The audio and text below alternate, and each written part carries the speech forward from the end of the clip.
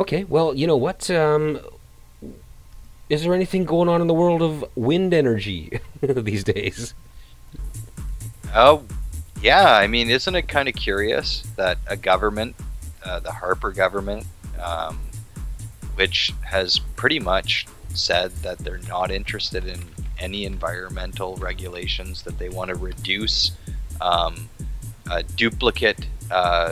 Any when a province does a review, they don't want to bother having to do a federal review, and they've pretty much made an attack on environmentalists and scientists in reducing the number of jobs for scientists within the within the government as bureaucrats.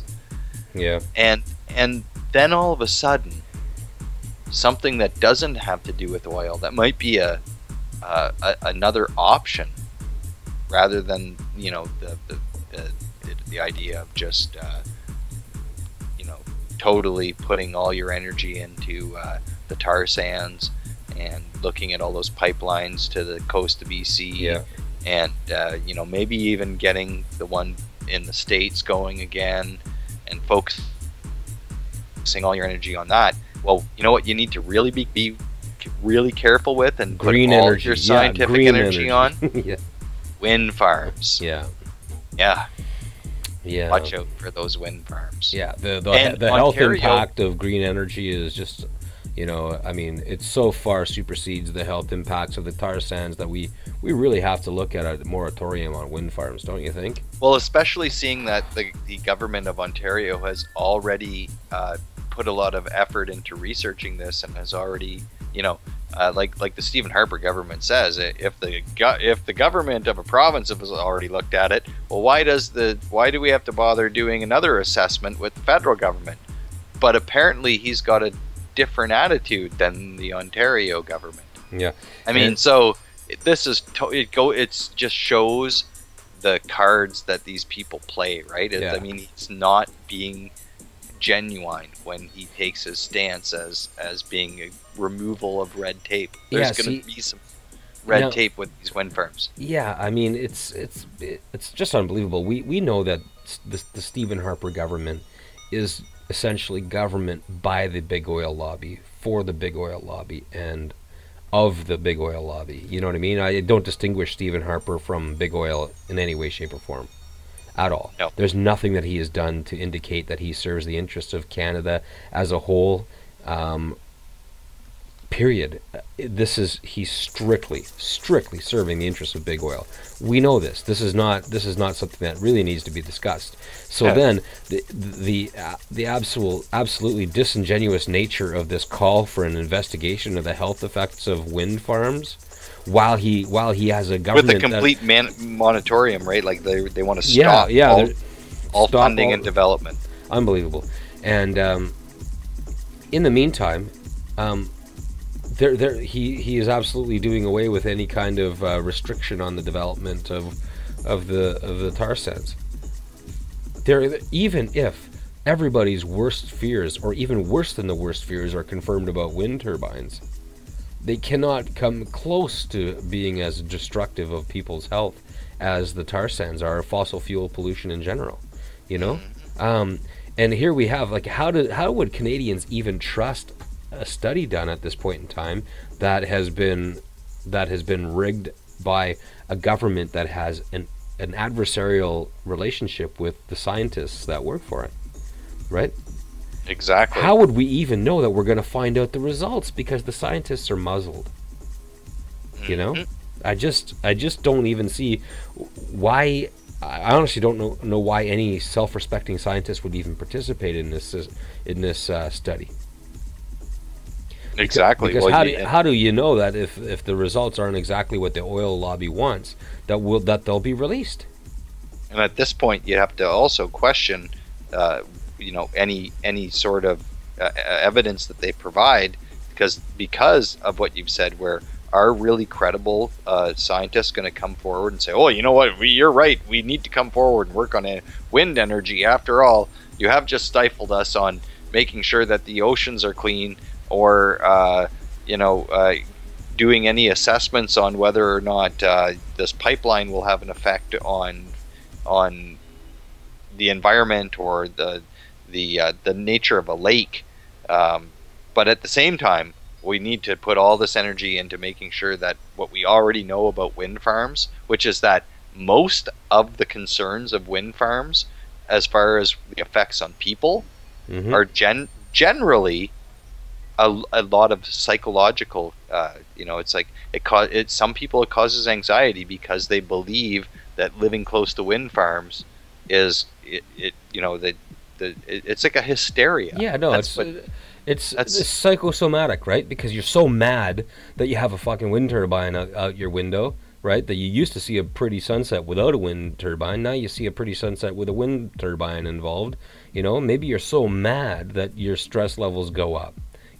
I would really wonder how they're even going to control all the variables in this study. How are they going to determine the stress reaction that people have that is strictly of a medical nature because of the presence of the wind turbine? How are they going to distinguish that from the stress reaction that someone has because they're mad at the wind turbine? Exactly. You know what I mean? Because they see their neighbor got a wind turbine and gets paid by the company to have it on their property. They don't get paid shit, but they have to look at the wind turbine. The other guy's making $6,000 a year because he's got a wind turbine on his property. They're not making any. And again, the other one is too. They're never going to put this sort of microscope on people complaining about fracking in their area. Exactly.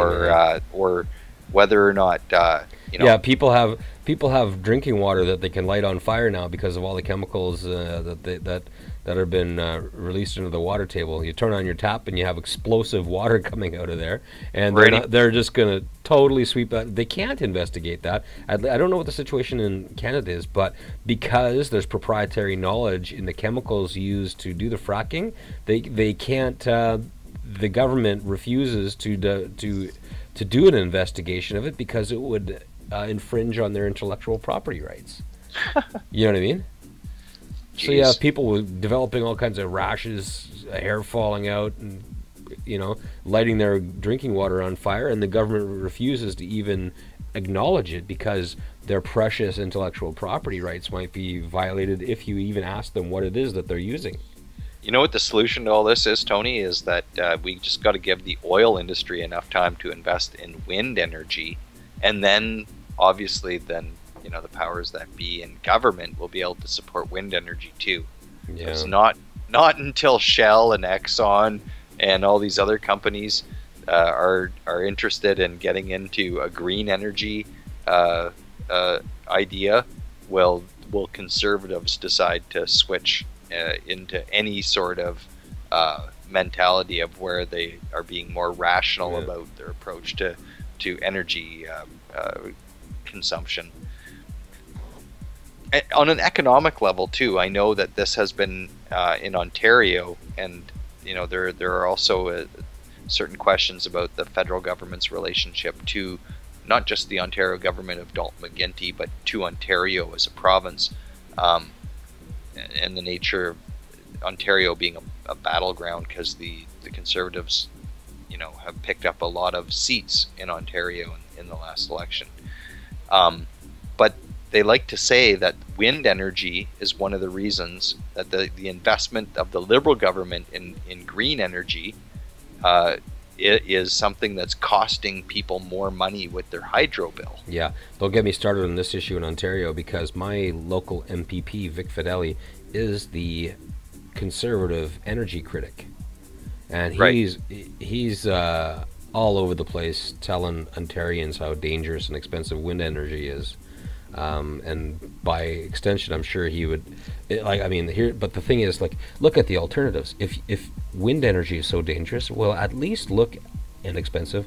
At least look at the alternatives. How much does it cost to treat people for respiratory illnesses that are brought about by, fossil fuel type pollution that you would be creating if you weren't creating wind energy, or take into account the cost of nuclear? You know what I mean? So the energy critic goes around telling people how much their hydro bills are going up, and it's attributable to the feed-in tariff that the McGuinty government has provided to the producers of wind energy.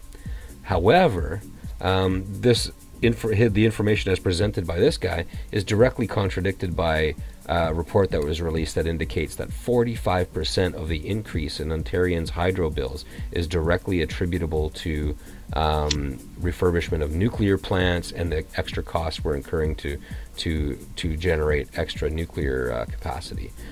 And only 6% of the increase of our hydro bills is attributable to the feed-in tariff that is being provided by the Ontario government to producers of wind energy. So that's kind of curious. Yeah, so I guess you can fuck with numbers any which way you want, as long as people aren't really paying attention. I mean, maybe you can touch a chord with people saying, "Hey, your hydro bill's going up. Okay, this is why." And also, and this is my favorite example of what our MPP has said in terms of why wind energy is so dangerous. He says, people's cats are hiding under the couch because they're so afraid of the wind turbines. Oh my God, no. Yeah, cats hiding under couches, man. Well, that's a dilemma. Yeah. Because, geez. Because, like, when you really look at it, what could possibly be the source of the health concerns attributable to wind turbines? The noise and the vibration is the only real thing. It's not like we don't always live with all kinds of different noise and vibrations in our environment already. Cars cause noise and vibration. Yeah. Planes do. Trains do. Yeah. Anything that moves, I believe, Tony. Yeah. Anything that does anything causes noise and vibration. Yeah. I don't know. I mean, people really have complained about that mind. other stuff too, but it just seems to be an over-exaggeration. I don't know, man. I when I was a kid, I had a friend who had to spend half of his day on a friggin' mask, to take his asthma medications and get enough oxygen. Poor kid was. But not because he lived beside a wind turbine. Yeah, exactly. It's because with all the pollution that we have in the air, people get asthma, people get allergies, people have all kinds of upper respiratory situations going on, and we don't even bother to think about that or talk about it. I mean, it's really time that we start polluting our air, don't you think? And given the fact that if there is a real clear and present danger to our species as a whole, it would be climate change, would it not? Seems to be. Yeah. I mean, look what's happening in the States right now in terms of the drought, the worst drought in 50, 60 years. There's crops are gonna fail, and food prices are gonna go through the roof this year. Okay?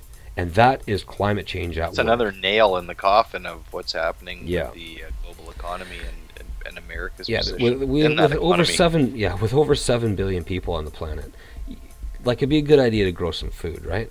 Food always grows better when there's rain.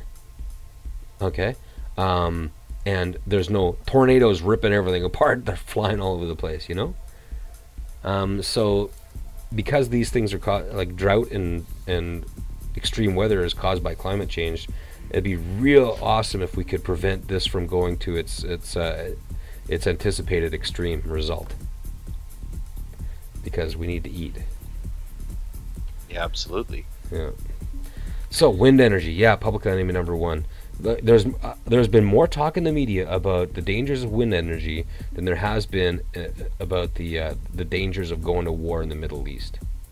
For sure. Yeah. And always with these curious points of view that just, when you really pull it apart, it just doesn't make a lot of sense. Yeah. No, it's absurd. I think that the world is going crazy. And here we are. What is this? This is July 19th, 2012. And here we are in the middle of summer talking about these kind of things, and our MPs are on break. That's right. They're on summer break. Yeah. And it's like the issues are still intense.